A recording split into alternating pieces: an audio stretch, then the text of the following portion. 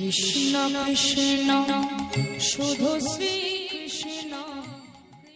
ভগবানকে পেতে গেলে নানান রকমের আসন রয়েছে। এই ভাবটা কম হবে, বেড়ে যাচ্ছে। অনেক আসন রয়েছে। কেউ যদি মনে করে যে আমি সারা বছরের মধ্যে বাড়িতে 10 বার যজ্ঞ করব, পয়সার বল থাকলে করতে পারে। কেউ যদি মনে করে যে আমার বাবার অনেক জমি জায়গা রয়েছে, তাই আমি সারা বছরের মধ্যে 12 বার তীর্থে তীর্থে বেড়াতে যাব। মহান মহান মুনি ঋষিদের যেখানে সাধনার চিহ্ন রয়েছে, সেই জায়গায় গিয়ে মুনি ঋষিদের কৃপা লাভ করব, করতে পারেন। কিন্তু কারোর যদি পয়সা না থাকে, রোজগারের ক্ষমতা যদি না থাকে, তাহলে সেই ব্যক্তি ভগবানের সেবা কি করে করবেন? এই জায়গাটা একটা বড় বিষয়। তুমি যদি ভাগবত পড়ো, গীতা পড়ো, হ্যাঁ, বেদ পুরাণ পাঠ করো এবং তীর্থে তীর্থে বেড়াতে যাও, বা বাড়িতে যদি যজ্ঞ করো, তাতে করে ভগবানকে পাওয়া গেলেও যেতে পারে। কিন্তু কলিযুগের ভগবান চৈতন্য মহাপ্রভু তিনি সচিমায়ের কোলে জন্মগ্রহণ করে সারা বাংলার মানুষকে বলবো না, সারা বিশ্বের মানুষকে দেখিয়ে দিয়েছিলেন যে খুব অতি অল্পের মধ্য দিয়ে কেমন করে ভগবানের চরণকে জড়িয়ে ধরে কাঁদা যায়। শোনেন, ভগবানকে আপনি জড়িয়ে ধরতেই পারেন, কিন্তু জড়িয়ে ধরে কান্নাকাটি করাটা কিন্তু মহাপ্রভুর কৃপা ছাড়া হতে পারে না। আর একটা কথা হচ্ছে, মানুষ যদি ভক্ত হতে না পারে, তাহলে কিন্তু ভগবানের চরণ ধরে 2 ফোঁটা জল গড়িয়ে দেওয়া এটা কিন্তু সম্ভব নয়। আর ভক্ত হওয়া, ভক্তি আমাদের হৃদয়ে তৈরি করা, এটা আমাদের একটা জন্মগত অধিকার। শোনেন, এটা আমাদের জন্মগত অধিকার। যেমন সন্তান হলে যেমন বাবার সম্পত্তির ওপরে অধিকার থাকে, তেমন মানুষ কুলে জন্ম নিলে ভগবানের প্রেম ভক্তি আদায় করার অধিকার থাকে মানুষের। কারণ এটা আমাদের জন্মসূত্রে পাওয়া। শুনুন মা, তুমি যে বংশে জন্ম নাও, হতে পারে ব্রাহ্মণ, হতে পারে চণ্ডাল, তুমি হতে পারো মূর্খ, হতে পারো পণ্ডিত, এতে কোনো বিচার ভগবানের নামের মধ্যে চলে না। শুধু একটা বিষয় হচ্ছে যে ভগবানকে ডাকতে গেলে মানুষের সবথেকে বড় যে জিনিসটার দরকার, সেটা হলো প্রেম, ভক্তি, ভালোবাসা। এবং এটা তোমার জন্মের ক্ষণে কিন্তু ছিল। যখন তুমি মায়ের গর্ভে জন্ম নিলে, সেদিন তুমি ভগবানের কাছ থেকে প্রেম, ভক্তি, ভালোবাসাটা কিন্তু পেয়েছিলে। আর সেই ভক্তিটা আজকে আমরা হারিয়ে বসে আছি। কেন না? যেদিন আমরা শিশু ছিলাম, সেদিন আমার হৃদয়ে শুধু ভক্তি নয়। শোনেন, মানুষ মানুষকে ভালোবাসা দিয়ে হৃদয়ে স্থান দেয় কখন? টাকার গরম দেখে নয়, বিদ্যা বুদ্ধির বল দেখে নয়, গায়ের শক্তি দেখে নয়। একটা মানুষকে জড়িয়ে ধরে, হৃদয়ের মাঝখানে জড়িয়ে ধরে কান্নাকাটি করে, তখন সেই মানুষটার আবেগ যদি মিষ্টি থাকে, আবেগ এটা যদি মিষ্টি থাকে, তখন কিন্তু মানুষ জড়িয়ে ধরে কাঁদবে। আর তোমার আবেগ যদি তেতো হয়, তুমি যতই কোটি টাকার মালিক হও, আবেগ যদি তেতো হয়, যতই তুমি ব্রাহ্মণ ঘরে জন্ম নাও, আবেগ যদি তেতো হয়, যতই তুমি বেদ বিদ্যা পুরাণ সবকিছুকে মুখস্থ করে বসে থাকো, মানুষ কিন্তু তোমাকে বুকে জড়িয়ে ধরে সম্মান দেবে না। আবেগটা কি জিনিস এইটা জানতে হবে। বেশটা একটু বাড়িয়ে দেবে। বেশটা, আবেগ হচ্ছে মানুষের কাছে একটা উন্নত উজ্জ্বল রসের ভান্ডার।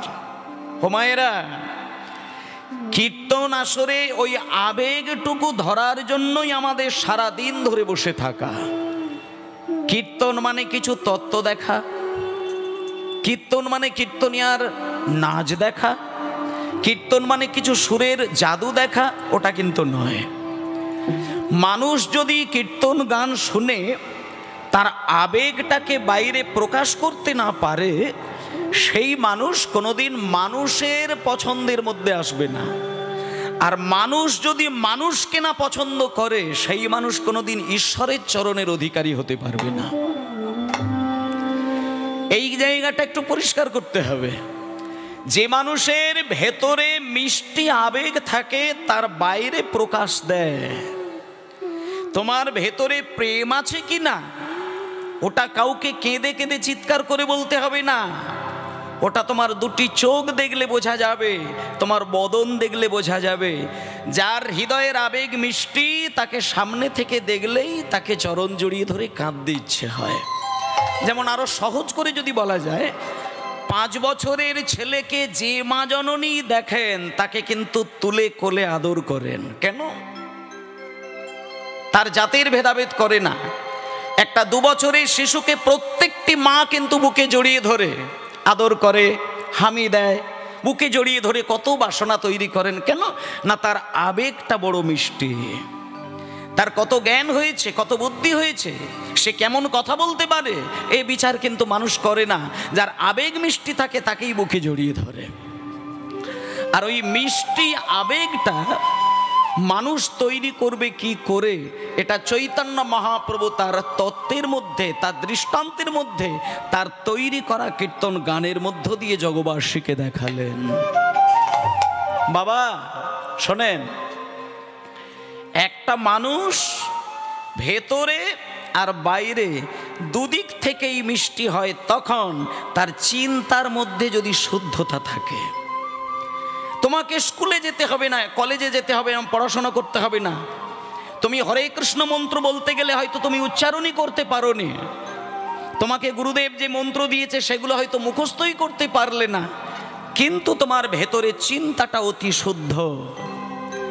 যার ভেতরের চিন্তা পরিশুদ্ধ থাকে তার আবেগটি বড় মিষ্টি থাকে। আর যার আবেগ মিষ্টি থাকে সেই মানুষকে প্রত্যেকটি মানুষ ভালোবাসেন। আর মানুষ যদি মানুষকে ভালোবাসেন, এহেন মানুষ যদি মন্দিরে গিয়ে হাত তুলে একবার ভগবানের চোখের দিকে তাকায়, আপনি এইটুকু প্রমাণ পাবেন, দেখবেন যার ভেতর বাইরে প্রেমের আবেগ ঝরায় সেই মানুষ মন্দিরে গেলে ভগবানের কাছে বেশি সময় দিতে লাগে না। সেকেন্ডের মধ্যে ভগবানের দিকে তাকালেই তার চোখ থেকে বিন্দু বিন্দু জল গড়িয়ে যায়। আর যখনই দেখবেন সুমিষ্ট প্রেমের আবেগ দিয়ে মন্দিরে গিয়ে তুমি দুবিন্দু নয়নের ধারায় তার দিকে তাকিয়ে থাকবে, তোমাকে কিচ্ছু ভাষা দিয়ে ডাকার দরকার নেই, ভগবান তোমাকে কৃপা বর্ষণ করে দেবেন। আর এই চিন্তাটাকে পরিশুদ্ধ করতে গেলে একমাত্র চৈতন্যদেবের চরণ শরণ সেবা না করলে কোনো কিছু হতে পারে না। মাগো, শঙ্খ চক্র গদা পদ্মধারী নারায়ণ তিনি ভগবান, কিন্তু তিনি উদার ভগবান নয়। এগুলোর একটু পরিষ্কার হতে হবে। নারায়ণ ভগবান কিন্তু উদার নয়, রামচন্দ্র ভগবান কিন্তু উদার নয়, কৃষ্ণ ভগবান কিন্তু উদার নয়। যদি উদার ভগবান কাউকে বলতে হয়, তিনি একমাত্র কলির প্রাণ পুরুষ, কলিযুগের প্রেমের ঠাকুর, তিনি হচ্ছেন শ্রীকৃষ্ণ চৈতন্য মহাপ্রভু। তাই সেই শ্রীকৃষ্ণ চৈতন্য মহাপ্রভুর 2 চরণের কৃপা যদি আমাদের হৃদয়ে ধরতে হয়, তাহলে আমাদের সর্বপ্রথম যেটা দরকার সেটা আমাদের চিন্তাটাকে পরিবর্তন করতে হয়। কীর্তন গান মানুষকে পালা শোনায় না, কীর্তন গান মানুষকে ড্যান্স দেখিয়ে নাচ শিখিয়ে দেয় না। হরিনামের বাসর মানে রাধে রাধে জপা করো বলতে বলতে মানুষকে ঘাড় মাথা দুলিয়ে দিয়ে আনন্দ দেওয়ার জিনিস নয়। হরিবাসরে মানুষ বসে থাকে শুধু একটা জিনিসের জন্য, বুক ফাটিয়ে হা কৃষ্ণ বলে, হা রাধে বলে কাঁদার জন্য। যতক্ষণ তুমি সংসারে বদ্ধ থাকবে ততক্ষণ তুমি কাঁদবে, সেটা মায়ার কান্না, সেখানে দুঃখ থাকে। আর হরিবাসরে বসে যখন তুমি কাঁদবে সেটা প্রেমের কান্না, সেখানে শান্তি থাকে। এই যা তফাৎ। তোমার সন্তান তোমাকে একটা গালি দিয়ে কথা বললে তুমি 24 ঘন্টা কাঁদতে পারবে, কিন্তু 1000 চেষ্টা করলেও তুমি হা গৌর বলে 1 ফোঁটা জল কিন্তু বিগলিত করতে পারবে না। যেদিন তুমি তোমার মায়ার সংসারে দাঁড়িয়ে থেকে হাগৌর বলতে গেলে তোমার চোখটা ছলছল করে উঠবে, সেদিন জানবে তোমার সংসারে গৌরাঙ্গের পদচিহ্ন পড়েছে। আর এই অগ্রহায়ণ মাস আমাদের কাছে খুব পবিত্র মাস। আগের মাসটা ছিল কার্তিক মাস, ঠিক পরের মাসটি হলো অগ্রহায়ণ মাস। কার্তিক মাসে দামোদর ব্রত করে আমাদেরকে পথ পরিষ্কার করতে হয়, আর অগ্রহায়ণ মাসে আমাদেরকে বৈরাগ্য ধর্ম পালন করে কৃষ্ণের চরণটাকে সংসারে রাখতে হয়। আর কৃষ্ণের চরণ যে সংসারে ধরা থাকে, সেই সংসারে মা লক্ষ্মী দেবীর কৃপা অবশ্যই থাকে। মা লক্ষ্মী ঠাকুরকে ধরে রাখতে গেলে একটি মাত্র বছরের মাস থাকে, যেটা হলো এই অগ্রহায়ণ মাস। তাই অগ্রহায়ণ মাসে মায়েদেরকে একটা কথা বলি, 12 মাস আপনি কি করলেন সেটা আমি হিসাব করছি না, আর আপনাদেরও হিসাব করার দরকার নেই। কিন্তু অগ্রহায়ণ মাসটা যেদিন পড়বে, সেই অগ্রহায়ণ মাস মানে পুরো মাসটাই অন্তত কতকগুলো জিনিসের পরিবর্তন ঘটাবেন। যেমন প্রথমত বলি, সারা বছর ধরে যদি আপনি নিরামিষ আহার করে যান, তাহলে এক কথাই বলা যায় আপনি দেহ শুদ্ধিকরণ করলেন। যারা মাছ মাংস খায়, আমি বলছি না যে তারা ভুল করছেন, খান। কারণ আমি মাছ মাংস ভুল বলে দেব, স্বামী বিবেকানন্দ সেটাকে ঠিক বলে দিয়েছেন, তাহলে এখানে মতবিরোধ ঘটবে। কিন্তু ঘটনা হচ্ছে এটাই যে তুমি গীতা পাঠ করছো, অথচ তুমি ভদ্রলোক নও। তুমি নিরামিষ আহার করছো, কিন্তু তোমার ভক্তি নেই, মানুষকে সম্মান দাওনি। এই ক্ষেত্রে স্বামীজি বলেছিলেন যে ওরে, গীতা পাঠ করার দরকার নেই, তোরা ফুটবল খেলে যা, তোদের শরীরটা ভালো থাকবে। এটা কেন বলেছিলেন? আমাদের জন্য বলেছিলেন যে শোন, গীতা পাঠ করতে গেলে মানুষের আত্মশুদ্ধি, দেহশুদ্ধি দুটোই শুদ্ধ করতে হয়। আর দেহ শুদ্ধ করতে গেলে যে তীব্র বৈরাগ্য পালন করতে হয়, সেটা তোরা পারবি না। আর গীতা পাঠ করতে গেলে, গীতা রস আস্বাদন করতে গেলে আত্মশুদ্ধির জন্য তীব্র বৈরাগ্য পালন করতে হয়, সেটা তোরা জানিস না। সেটা করার থেকে তোরা একটা কাজ কর, ফুটবল খেল, শরীর ভালো থাকবে। তাহলে এই ক্ষেত্রে মায়েদের একটা কথা বলি, তার মানে স্বামীজি এটা বলতে চায় না যে গীতার অসম্মান করা, এটা নয়। তাই আমি আপনাদের যারা আমিষ আহার করেন, আমি এইটা বলবো না যে যারা মাছ মাংস খায় তারা ভগবানের নাম করার অধিকারী নয়। এটা যদি কেউ বলে থাকে তাহলে সে মিথ্যে কথা বলছে। এমনও দেখা যায় যে নিজের মা দীক্ষা নেয়নি, নিরামিষ আহার করেননি, কিন্তু সন্তান দীক্ষা নিয়েছেন, নিরামিষ আহার করছেন। তাহলে ওই মা যদি ছেলেকে রেঁধে দেয়, সেই ছেলে যদি মাকে বলে যে মা তুমি দীক্ষা নাওনি, তুমি আমিষ ভোজন করছো, তোমার হাতে আমি খাবো না, সাবধান থাকবেন, ওই সন্তানের সেবা ভগবান গ্রহণ করবেন না। ঘটনাটা হচ্ছে এই জায়গায় যে তুমি যদি আমিষ আহার করো তা করো, কিন্তু নিরামিষ আহার যদি করতে পারো, তাহলে অন্ততপক্ষে তোমার একটা লাভ হবে কি, তোমার ভেতরে যে 3টে ভাণ্ডার রয়েছে, পাত্র রয়েছে, একটা হচ্ছে সত্যরসের ভাণ্ডার, আরেকটি হচ্ছে রজরসের ভাণ্ডার, আরেকটি হচ্ছে তমরসের ভাণ্ডার। সত্য, রজ, তম।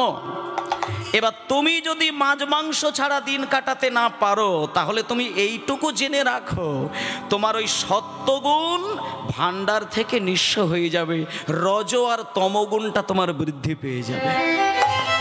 আর রজগুণ তমগুণ যদি কারোর বেড়ে যায়, তার সর্বপ্রথম লক্ষণ হচ্ছে সে তীব্র অহংকারী মানুষ হবে। এই যে হরিনাম হচ্ছে, এখানে দেখবেন কিছু কিছু মানুষ আছে, অনেক মদমাতাল আছে দেখবেন, যারা 500 টাকা চাঁদা দেয় কিন্তু বাড়ির স্ত্রীকে পর্যন্ত বলে না, আর বাইরের লোক তো দূরের কথা।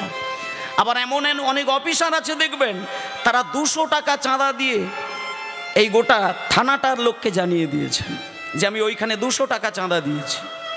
তাহলে এই জায়গায় বলছে যে তুমি যদি কাউকে 200 টাকা দান করো, তাতে তোমার অহংকার বেড়ে যাচ্ছে। কেন না, তুমি রাজসিক গুণের অধিকারী। কাউকে দান করলে তোমার ভেতরে অহং শব্দটি বেড়ে যায়। ওই অহংকার, কামনার সাগর আর হিংস্র মানসিকতা, এইগুলোকে যদি দমন করতে হয় তাহলে তোমাকে মাছ মাংস থেকে একটু দূরে থাকতে হবে। এই বিষয়, এছাড়া আর কিছু নয়। তুমি মাছ খাচ্ছ বলে ভগবান তোমাকে ঘুষি মেরে দেবে তা নয়, ভগবান সবার জন্যই রয়েছে। শোনেন, মাছ মাংস খেলে তামসিক গুণ বাড়বে। তামসিক গুণ কাকে বলে? তামসিক গুণ মানে অলস। অলস মানে সবসময় ঘুমায় তা নয়, সবসময় অলস মানে ঘুমায় তা নয়। শোনেন, একটা কথা বলি, তামসিক গুণ যাদের বেড়ে যায় তাদের সব থেকে সর্বনাশ এটাই হয়, তাদের অনুভূতি শক্তি নিশ্চিহ্ন হয়ে যায়। আর মানুষ এমন একটি প্রাণী যা অনুভব ছাড়া দিন কাটাতে পারে না। একটা মানুষ অনুভূতির দ্বারা তার সংসারটা চালিয়ে যায়। একটা মানুষ অনুভূতির দ্বারা কীর্তন আসরে 4 ঘন্টা কেন 24 ঘন্টা বসে থাকে, কিসের দ্বারা? অনুভূতির দ্বারা। একটা মানুষ 12 মাস তীর্থে বেড়াতে যায়, কিসের দ্বারা? তার অনুভব শক্তি থাকে বলে। অনুভব শক্তি না থাকলে কোনোদিন হাগৌর বলে কাঁদতে কেউ পারে না। আর তুমি যদি তামসিক গুণ হও, তোমার অনুভব শক্তি থেমে যায়, নিশ্চিহ্ন হয়ে যায়, রাজসিক গুণ বেড়ে যায়। তাহলে তোমার তমগুণ বেড়ে গিয়ে তুমি যখন অলস হয়ে যাবে, অহংকারী হয়ে যাবে, তখন তুমি ভগবানকে ডাকার অধিকারী হতে পারবে না। তাই ভক্তমণ্ডলী মায়েরা, আপনাদের একটা কথা বলি, সকাল থেকেই হরিনাম হচ্ছে আপনাদের এই বাঁশতলী গ্রামে। আর এই নিয়ে আমার সম্ভবত 4 বছর আশা হচ্ছে। এটা নিয়ে গত 3 বছর আমি গান গেয়েছি। তাই আপনাদের পরিবেশ সম্পর্কে আমি জানি। আপনারা যথেষ্ট ভক্তবৃন্দ আছেন, কীর্তন রস আপনারা বোঝেন।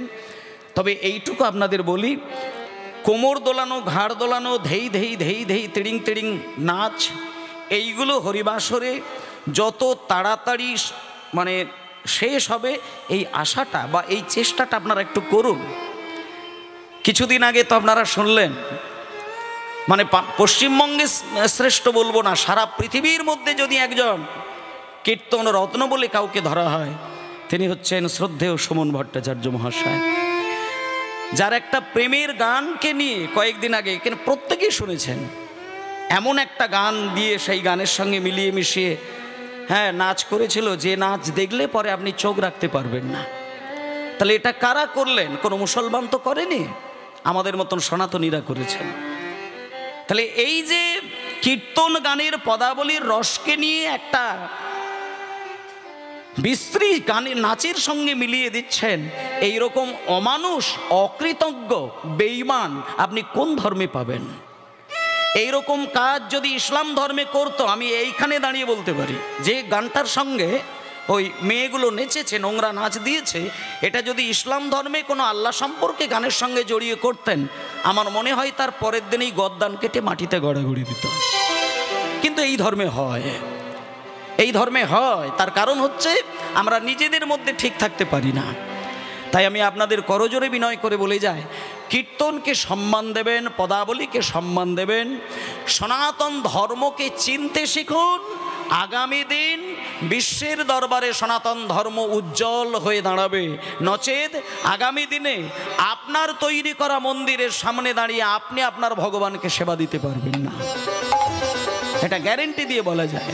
তাই সকল ভক্তবৃন্দের কাছে এটাই অনুরোধ, এই যে আজকে আপনাদের এখানে রাসলীলা হবে, আপনারা শুনবেন, কিছু কিছু মায়েরা বাবারা তৈরি হয়ে আছেন যে রাস যখন হবে তখন নাচবো, নাচ দেখব। এই সবগুলো একটু বাদ দিয়ে দেখুন, এগুলো ছেড়ে দিন। কিছু বুঝতে পারেন না পারেন, অন্তত এইটা ভাবুন যে কীর্তন গান না বুঝেও যদি সময় দেওয়া যায়, কেউ খুশি হোক না হোক, জগৎপতি ভগবান তার প্রতি প্রসন্ন হয়। এইটা শুধু বুঝে যান, তাহলেই কল্যাণ হবে। এইটুকু চেতনা জাগাতে পারলেই আপনি সনাতনী বলতে পারবেন।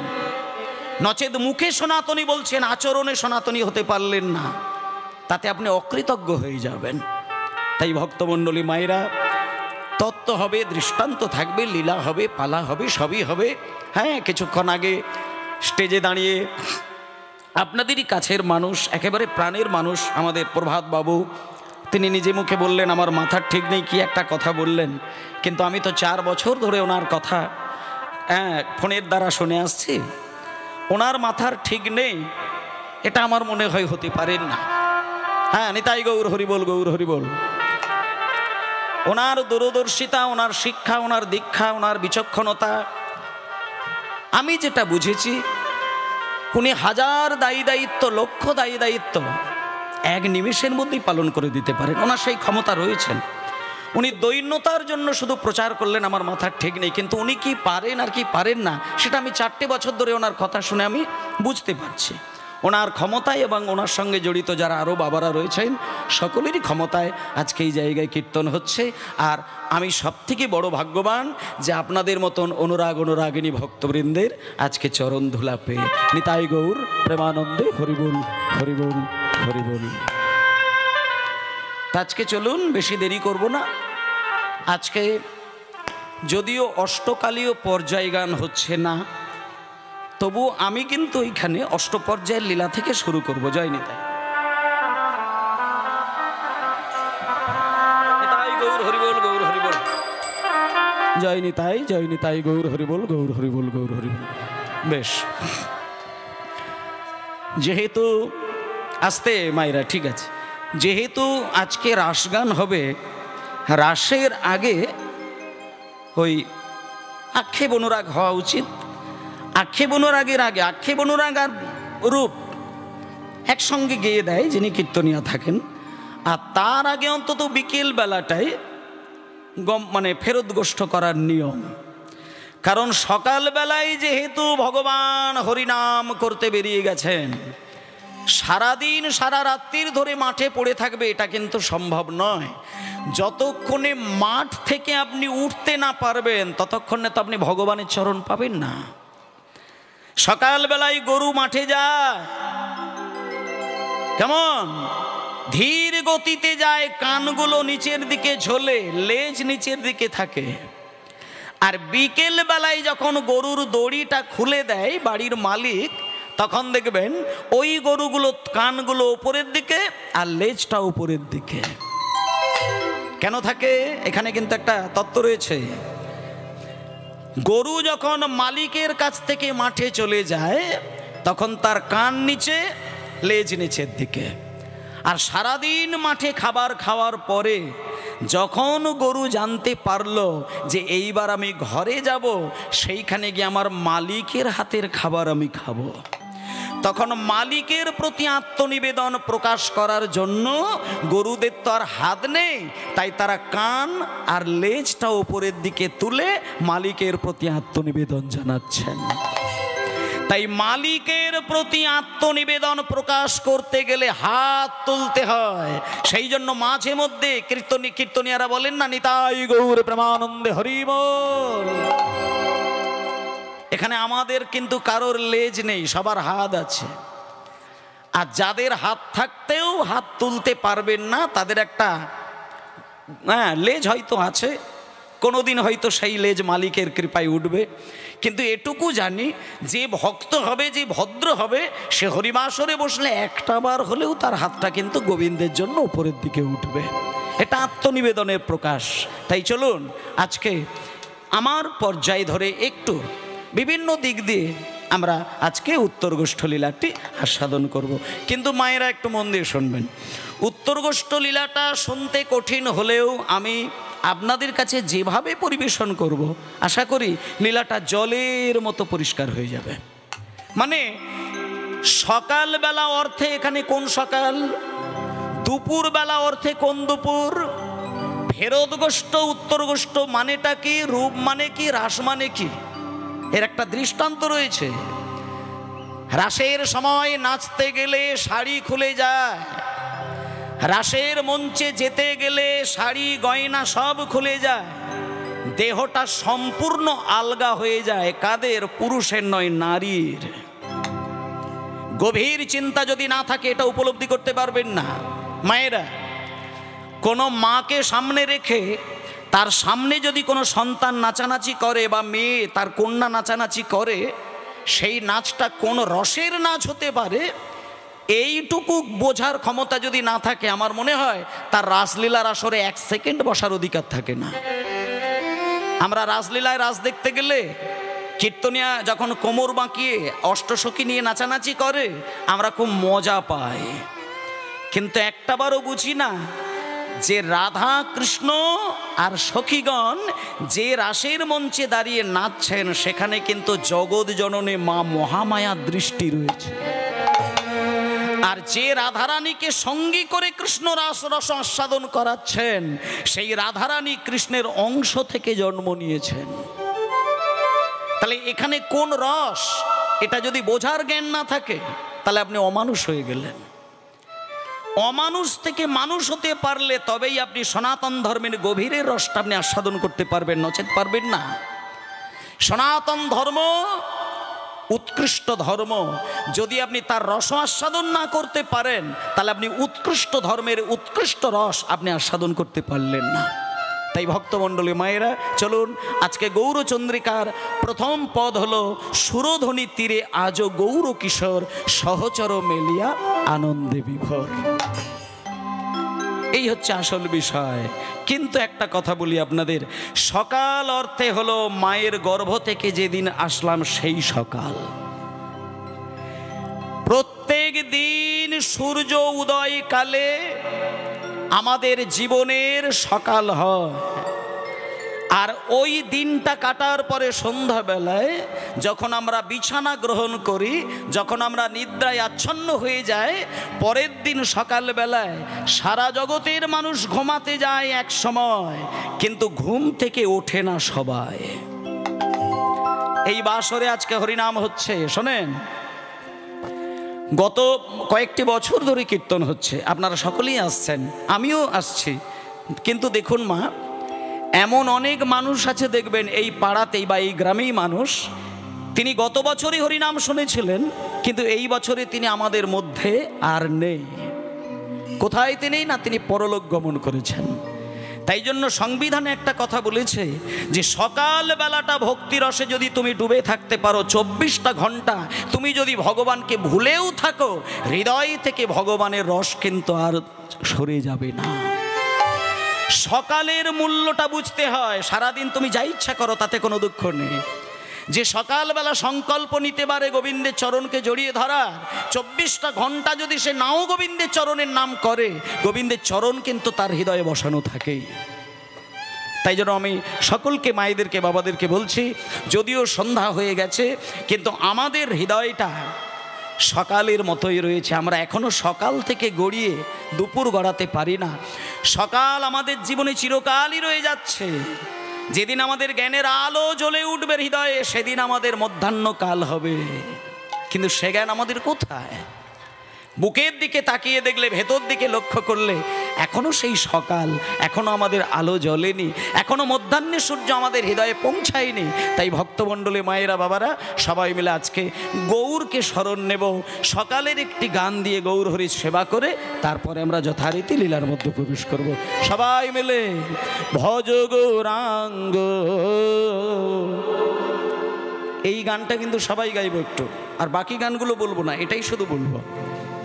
আমার আগে কীর্তনিয়া গান করলেন, হ্যাঁ, পবিত্র মুখার্জি মহাশয়, ওনার গানে আপনারা অনেক রস আস্বাদন করলেন, উনি অনেক পদ পদাবলীর মধ্য দিয়ে আপনাদেরকে কীর্তন শোনালেন, আপনারা সুখ পেলেন।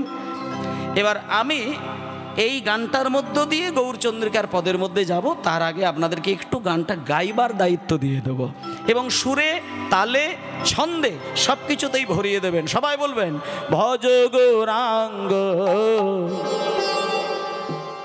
কহ গৌরাঙ্গ, লহ গৌরাঙ্গের, সবাই মিলে বলবেন নাম রে।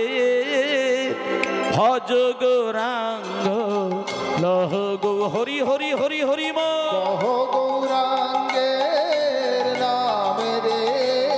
ভজ গৌরাঙ্গ, কহ গৌরাঙ্গ, কহ গৌরাঙ্গের নাম রে। ভজ গৌরাঙ্গ, কহ গৌরাঙ্গ, লহ গৌরাঙ্গের নাম রে। আচ্ছা, সবার হাত ওঠেনি আমি দেখতে পাচ্ছি, আস্তে, একটু আস্তে। আচ্ছা, গানের সময় একটু রিভার্বটা দিয়ে দেবে বাবা, মাইক বাবা, রিভার্বটা দিয়ে দেবে গানের সময়। একটাবার সকলের কাছে আমার একান্ত অনুরোধ, আপনারা একটাবার শুধু হাতে তালি দিন। হাতের কোমল স্পর্শে, কোমল, খুব চাবড়ে চাবড়ে দেওয়ার দরকার নেই, কোমল সুরে তালি দিয়ে গান করুন। আপনার হৃদয়ের মধ্যে থাকা সুপ্তভাবে যে ভক্তিরূপী শালুক ফুলটা আছে ওটা পাপড়ি খুলতে শুরু করে দেবে। সকালবেলায় আপনার তালপাতার তৈরি মন্দিরে বসেও যদি আপনি হাতে তালি দিয়ে নিষ্ঠা সহকারে তার নামটা করেন, আপনার ভেতরে থাকা যে শালুক ফুল, ভক্তি শালুক ফুল, একটা একটা করে পাপড়ি বিকশিত হবে। আর ভক্তিরূপী শালুক ফুলের পাপড়ি যখন বিকশিত হবে আপনি নিজেই টের পেয়ে যাবেন, 1 মাস আগে যেটা হচ্ছিল না 1 মাস পরে সেটা হয়ে যাচ্ছে। আপনি হাতে তালি দিয়ে গান করলেই আপনার বুক ভেসে যাবে, সেদিন বুঝবেন গৌর হরির কৃপা আপনি লাভ করেছেন। তাই করুন, ভজ গৌরাঙ্গ লহ গৌরাঙ্গ কহ গৌরাঙ্গের নাম রে, হরি হরি বল। গৌরাঙ্গ কহ গৌরাঙ্গ লহ গৌরাঙ্গের নাম রে,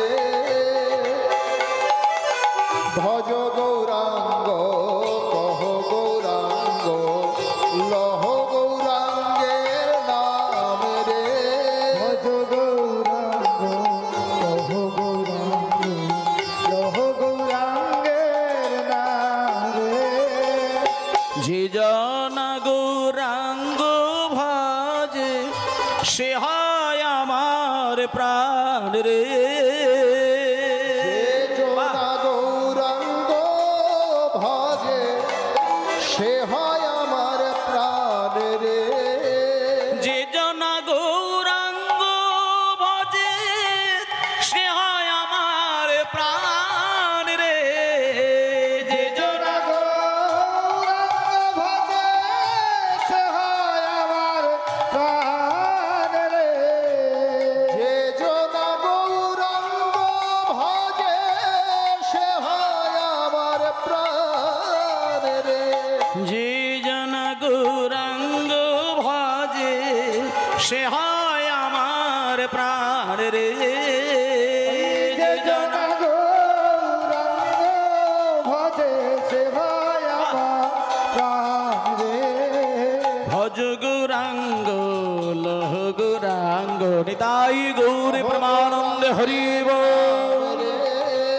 ভজ গৌরাঙ্গ লহ গৌরাঙ্গ লহ গৌরাঙ্গের নাম রে, দিন গেলে হা গৌরাঙ্গ যে বলে একবার রে, তিনি গেলে হা গৌরাঙ্গ যে বলে একবার রে, তিনি গেলে হা গৌরাঙ্গ যে বলে একবার রে, সে জন আমারই হয় আমি হই তার রে। জনায় আমার হয় আমি হই তাহার রে, ভজ গৌরাঙ্গ কহ গৌরাঙ্গ লহ গৌরাঙ্গের নাম রে। ভজ গৌরাঙ্গ কহ গৌরাঙ্গ লহ গৌরাঙ্গের নাম রে, ভজ গৌরাঙ্গ কহ গৌরাঙ্গ লহ গৌরাঙ্গের নাম রে, ভজ গৌরাঙ্গ কহ গৌরাঙ্গ নিতাই গৌরী প্রেমানন্দে হরি বল। জয় নিতাই।